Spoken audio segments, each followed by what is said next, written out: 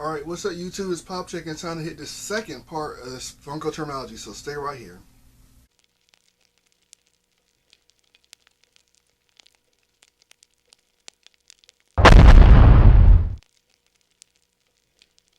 Alright, so the first terminology video I gave y'all a couple terms and to explain what it is, but now I'm going to go to some more things like I said in this video here. Now, the first one we'll jump into is Pop Town. This is a new thing they came out with this year pretty much. It was announced last year at the Toy Con, but this year it came out. It's Toy Towns are Funko Pops with buildings or structures, something like that has to do with the Funko Pop. One of those actually came out at New York Comic Con I grabbed, which was the Kevin with the house, Up House. That was considered a Pop Town. The first one actually they spoke of was SpongeBob with Gary on top of his head, and then the pineapple for his house right beside him. So you can kind of get an idea that it has a theme to go along with it. Scooby-Doo with the mansion. They have Alfred with the Bruce Wayne mansion, stuff like that. So just go along with it. Whole little city you can build. You have a little town set up with different things. Another one is Fantastic Plastics.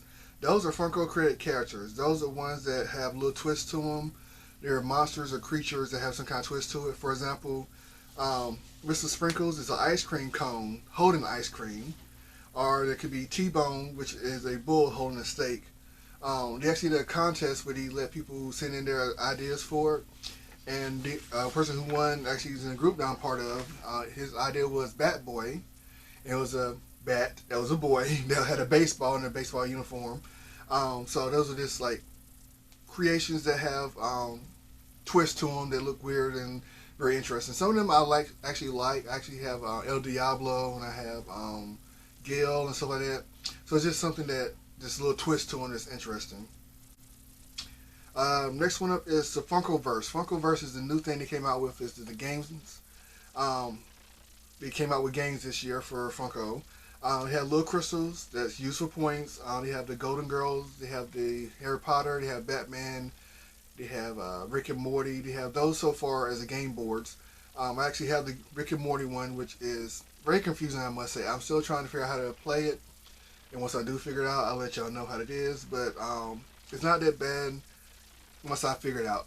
It's just a lot of little tedious things that you just have to get. But it's meant to be each game board can be connected to one another and make a whole universe. So that's what whole Funkoverse is about. A Grail. A Grail is a hard item that people want in a personal collection. It's usually retired, voted, exclusive, or a low production number. I talked about the retired, voted items before. Those are the things that was older stuff. So one thing that I would say, if I had a Grail, the Grail would be Steamboat Willie, which was one of the earlier pops they came out with. But that, of course, is worth a lot of money. You have some Batmans that's out there that's worth a couple of dollars, but not my thing to go and gotta grab. Ad icons would be a Grail for me, which would be, for example, Big Boy, their #1 ad icon. Actually, it has #1 on it, Big Boy. That right there is running for a nice little penny for price for it. So that would be a Grail, something that would be something that's hard to attain, that is low in production number, hard to find. So it's just something that people desire or want, whatever. Next one up would be moments. You have the movie moments, you have the comic moments. It's like scenes or dictations of a certain part or something, like a comic book, whatever, that are in a pop. So you have, for example, the Star Wars one when it was inside the garbage disposal. You can see the two, Leia and Luke, inside the garbage disposal trying to push through the walls to get them out.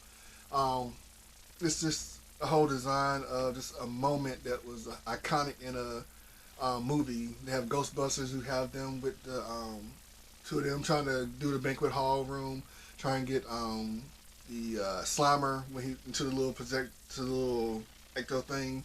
It's just a whole moment of just that favorite part or something that you love.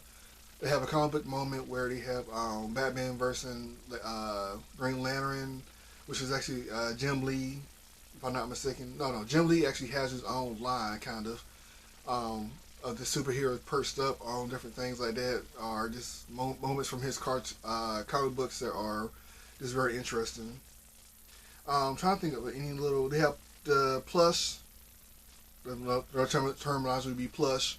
Plus, are like little stuff, bears or items like that that they have made that you can have the whole, like for example their something forest, something I cannot think of the name of it. The forest creatures they have, winter forest or watery forest. I can't remember exactly what it is, but it's something like that. Um, so they have the little plush you can actually hold and stuff like that.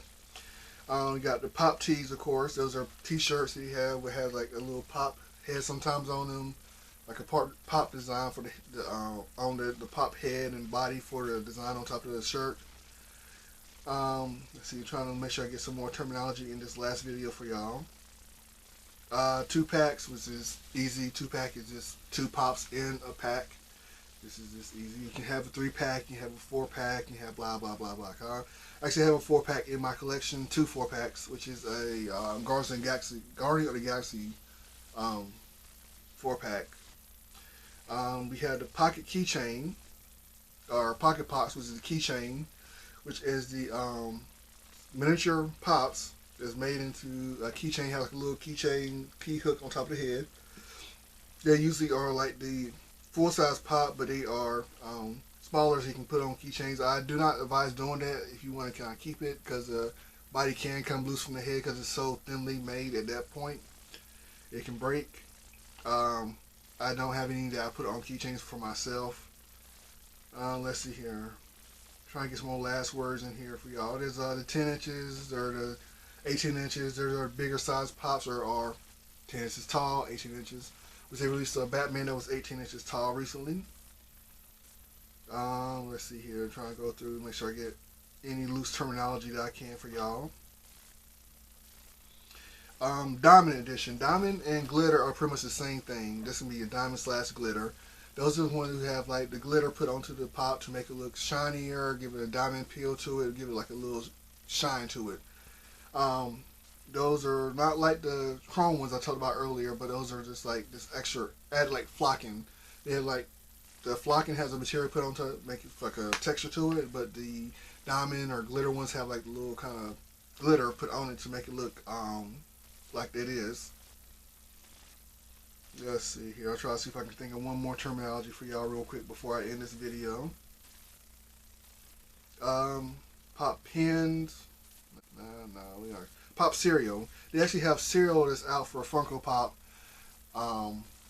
They all taste the same. Let's let you know. They all taste the same. It's just different colors.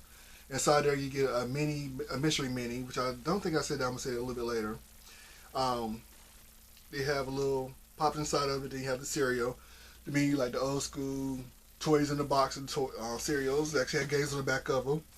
We did a review of them a while back. I don't remember which video it was made posted, but the cereal was just blah. I would say it wasn't my taste. I didn't like it. But it is the new cereal they came out with. And then going back to the mystery minis. Mystery minis are just the mini size pops they can get in the box. I did a lot of them actually this year. I did a lot of mystery minis for the ad icons. Those are the smaller versions of the actual pops or possible pops you can be making that you can get into a blind box, and you just get it and you just hope that you get the one that you want out of the box. Those are usually like a ratio like 1:6, 1:12, 1:25. Even go to like a 1:72. Usually with the 1s and 72s, there are retailer exclusive. They have some that are just for certain retailers. They have those in those boxes that they come in the case for. Target may have like one that's just special for their store. GameStop may have one special for their store. So mystery minis are fun. They're like having, they don't really cost too much. They cost between $5 and $7 depending on where you get them from. But they're just something that if you want to have some fun and just try to hope for the best and have fun of mystery boxing, I guess you can say, is your mini mystery box. Just go ahead and grab one of those mini mysteries. That's what I think. Mini mystery minis boxes. There's too many meanings in there. You just grab one and you just hope for what you want to get the box. If you don't get it, you can always go for more. If you get a full case, there's a chance you get at least two. Would be the 1 in 60s. You get two of them in the box, but then you can get all the other ones mixed in there with it. But that's pretty much all the terminology I can think of at the moment. I'm looking through. Can't think of anything else. But thanks for watching. This is Pop Check. Like, subscribe, and comment. Thank you very much.